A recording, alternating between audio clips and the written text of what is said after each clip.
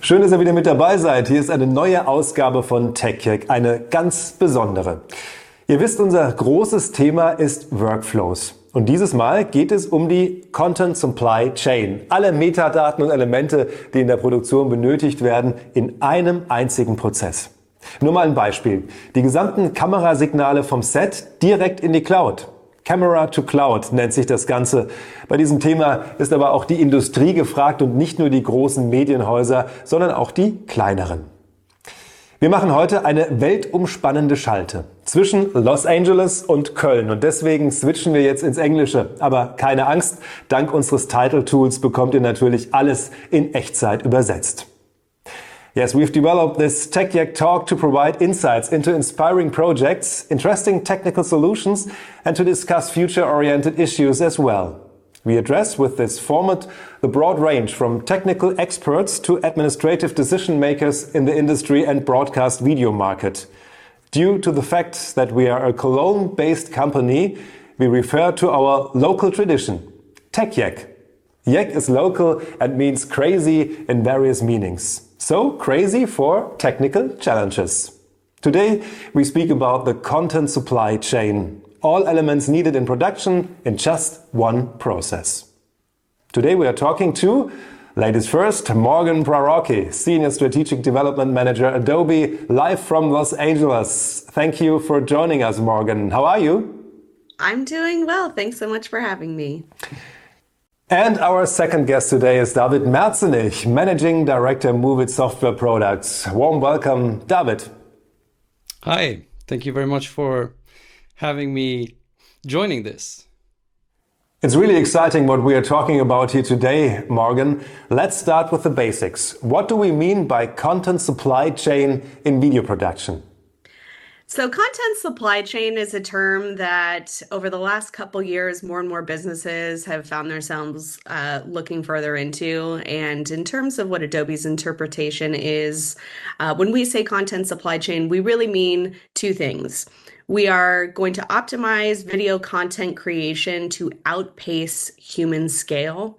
And that's really driven by a lot of the need that a lot of businesses are faced with today with having to create more personalized content for target audiences to a much wider audience than they ever have before. So finding any opportunities we can to help lean on content automation, creating smarter workflows that can help enable those teams to reach a wider audience faster is something that is a core component of content supply chain. Second to that is a little bit less sexy. It's on more of the procedural back end where content supply chain can provide a clear understanding of where a project is at any given state through its production cycle. So that's really where productivity comes into play and how we can drive better opportunities to have better business insights to how a lot of businesses are creating content in the first place. Morgan, let us have a look on a chart. To me, it looks like a good Italian meal, spaghetti. And for you? Yes, this is our spaghetti slide that we lovingly refer to that a lot of our users laugh at when they see because it resembles a lot of their content production processes that they have in place today. And each one of these little spaghetti lines is usually some sort of manual task. That might be a manual Slack message, that might be a phone call, an email, providing status updates. And what we're trying to do is really consolidate a lot of those manual processes and lean on automation so we can deliver more time back to creatives to focus on actually working on that core creative task rather than procedural process updates. That was the first chart, but you brought us a second one. Let's have a look at. I did. Now this is the destination of where we would eventually like to end up, which is a clear, concise, procedural understanding of where a project is at any given state in terms of its completion. And it's really more focused around creating processes to improve the speed at which we're able to work. Yes, very interesting. Could you please, Morgan, give us one clear example of the content supply chain? almost every single production company that we are working with leverages some sort of project management solution. That might be Airtable, that might be Monday.com, that might be Asana. There's lots and lots of project management solutions out there. In fact, some folks are even using Excel. I've even fallen victim to that as well in a pinch. But what we have in place today is we have the building blocks for creating a true content supply chain where there's project management that's tied into the core creative tools that are being used on a day-to-day basis. So there are some examples that are popping up where some of our high-profile clients are beginning to connect their project management tools like Adobe Workfront, for instance, into creative review tools like Frame.io, which is used throughout a lot of short form video workflows in the US. So being able to create those bridges between project management and the core creative tools is something that's already in play today, but there's really a layer of customization in between that ties in project-specific logic that's an important component today. So we're getting there, but there's no turnkey solution, at least that I'm aware of, where everything is a one-size-fits-all. Everything that we do is completely driven around customization and personalization, because after all, a workflow that might work for a big marketing agency is going to be completely different from what a Hollywood studio might envision for themselves. We have now heard some examples. David in Cologne. It's important to mention that we have unlimited possibilities. What the car industry does, the video industry can do too. Yeah, that's right. That's one of the analogies I use many oftentimes, and in fact, it's given by a dear colleague. You have to look at a production from the same perspective as a fabric, right? One day someone makes a decision about we need a car, and the car needs to be delivered in time, like in 3 months or 6 months from now. And the decision about what kind of car is made by the one that is buying the car, by using a car configurator that is online, right? And you choose the wheels, and you choose the color and the skin of the chairs and all that stuff. And then the very end, the configurator says, right, it will be $30,790. It will be delivered in 6 months from now, and the rest is an automated process. So what we have here is we're far away from that. This is this will be the perfect scenario. The car industry did that 10 years ago or 20 years ago, and I think without having such an automated process, they would never survive. What we have to do, or what we can do, and Morgan gave pretty good examples, is take the data where the data is produced, right? Someone decides to deliver content one day on a specific platform, whether it's an OTT platform or a streaming platform or a website or even linear TV, right? As soon as you decide to deliver something, there is a decision, and you can take those data and build an automation process that connects every single application and every single process within the content supply chain automatically. But we need a lot of things for that. So we're far away from that. We see some things already. We did some similar stuff as Morgan described with various customers. And the first thing was all about getting rid of emails, getting rid of notifications via different messaging systems. It was all about let the users stay within the application, do the work, and hand over the work as data to the next one without having a manual process in between. David, when I first heard about the topic content supply chain, it sounded like extreme dreams of the future. But what Morgan said sounds doable.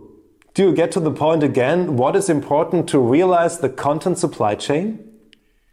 Right. So from my perspective, and from MoovIT's perspective, and from what we've learned over the last 10 years, one of the most important things is standardization. So we need standard APIs, we need standard metadata schemas, we need standard communication layers, we need standardized exchange formats, let's say, right?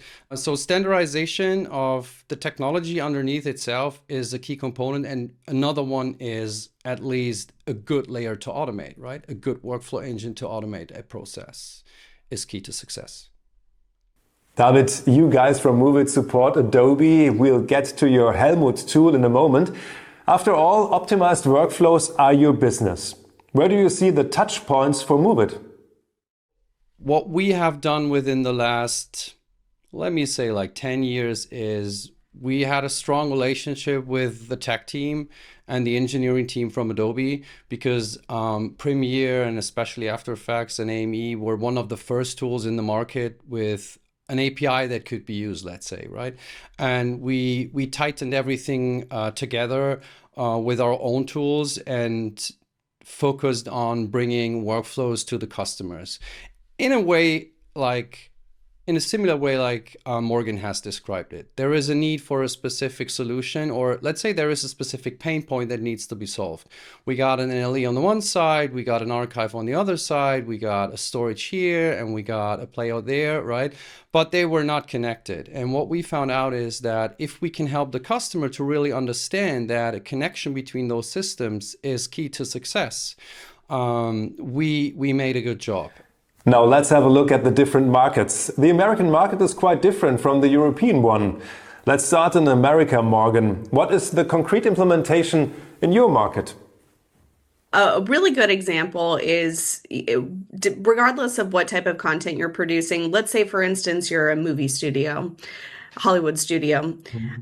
If you're producing marketing and trailer and promotional content for any given title, chances are some of these workflows are pretty established as it is. Let's say you know that for this title, I'm going to need a movie poster. I'm going to need a trailer. Maybe it's a trailer in two different lengths. Maybe it's a 30-second trailer for TikTok. Maybe it's one for streaming on YouTube. And we're also going to need various stages of like legal approval for each one of those pieces of communication that's going to be going out. And now, David, from Los Angeles to Cologne, what is the concrete implementation in your market, in the European market? The major thing we saw is everyone needs to deliver more and more content. It has to be a TikTok video, a YouTube video, a Twitter video. It has to be 3 different linear channels. It has to be a CMS system and all that stuff. You need different proxies for various systems while ingesting stuff, blah, blah, blah. So it's all about distributing and controlling content, especially when it comes to create master files.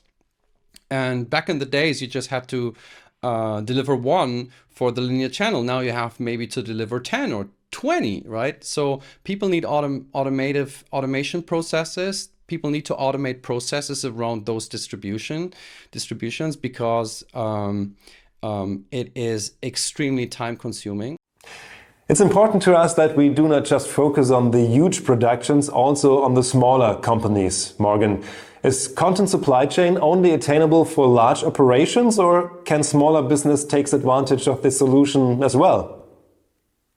Small businesses are dealing with some of the same challenges with regards to scale that we see within some of the larger organizations. In fact, in my experience, some of the smaller, more nimble teams actually are able to embrace new technology sometimes faster than some of the larger entities that exist out there. So we've talked a lot about the whole process or the whole concept of automating certain steps in this process, but fundamentally, what this boils down to is we're reducing the number of clicks, which obviously have a financial impact to a lot of small businesses in itself. If we can save some of our users, from the need to manually create a project in a work management tool, then also manually create a project in a review and approval tool, and then manually create a project in Premiere Pro or After Effects, and instead we can automate that. Think about the number of clicks we're saving. We might be saving that person, let's say 50 clicks, maybe 10 minutes, but when you start to scale that out over time, we might be saving that small business anywhere from $1,000 to $10,000 10,000 clicks a year. And that's really what this is all about. It's being able to automate what we can to save time, to free up resources, to really stay focused on building that brand's message. So I think one observation that I've had with some of the smaller folks is a lot of folks are starting to also bring some of that content production in-house. I think the pandemic has shifted a lot of folks' strategy from really relying on agency work to some folks are now thinking about bringing video production in-house. It actually kind of goes both ways. It's all over the map at the moment, at least in North America. So, when you also layer in options like camera to cloud, which are totally free to use as part of the Frame.io platform, I think that also adds in, some extra layers of time savings, because you're no longer waiting, a day or two, maybe even more, to ship hard drives back and forth to get your content directly from set or on location or wherever that may be. So it's certainly not something that's only dedicated towards large enterprise organizations, although almost every large enterprise organization today, I assure you, and at least in North America, is looking into it. But smaller, mid-sized businesses as well are going to have to look at these solutions to help scale a lot of their content needs. David, I mentioned it before, your Helmut tool is the solution for the efficient management of editing projects in professional video productions environments in which Adobe products are used. But Helmut is only the first step. This topic is much bigger. That's right. So, Whisper Room, what we are trying to build is a platform, or let's say we're building a platform that will allow you to do the things we're discussing in an easy way. And it's built on the technology we've already implemented in Helmut 4. So it's an easy approach. You can just build workflows based on events. And you can add workflows to nearly any event within the application we provide at the moment. But we want to bring this to the next level. We want to enable everyone to build workflows based on any application they're using. So when we're talking content supply chain, it's all about you will be able to have a best of breed approach.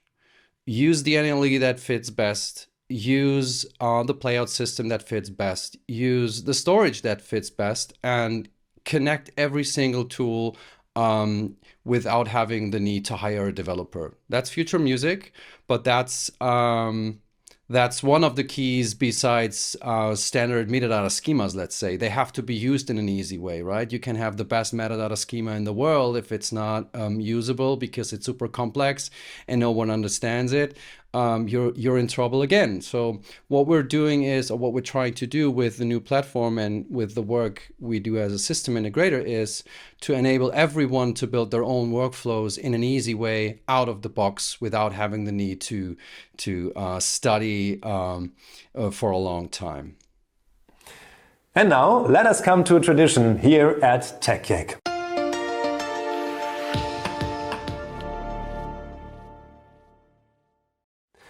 Morgan, we are on the home stretch of today's TechJeck, and at this point of the show, we toast each other with a beer in a MoovIT glass. A very special beer, David. Very short. What is Kölsch in English? Kölsch. Okay, that sounds good, Morgan. I send a cheers to Los Angeles. Cheers to Cologne. Cheers. Cheers. Prost, David, as we say in Germany. Prost. Yeah. Last question, looking to the future, Morgan. How does the future development look like concerning the content supply chain?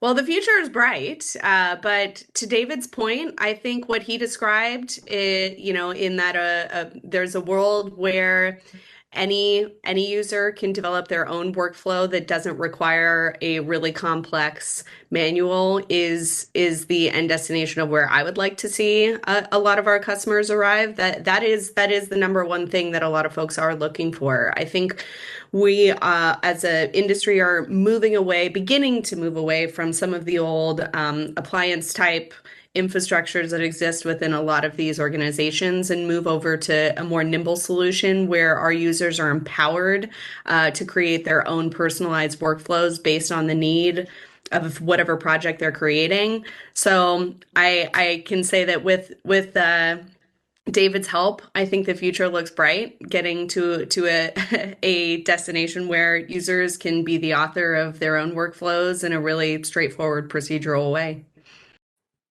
I think it's a very exciting development. It's going to be very useful and helpful to post-production professionals everywhere. Thank you so much, Morgan, for joining us today, and a very awesome hat. Oh, well, thank you. Thank you for having me. Prost. Also, thank you to David in Germany. You're more than welcome. The entire TechJeck crew says goodbye for today. Thanks for your interest and thank you for embarking on today's adventure.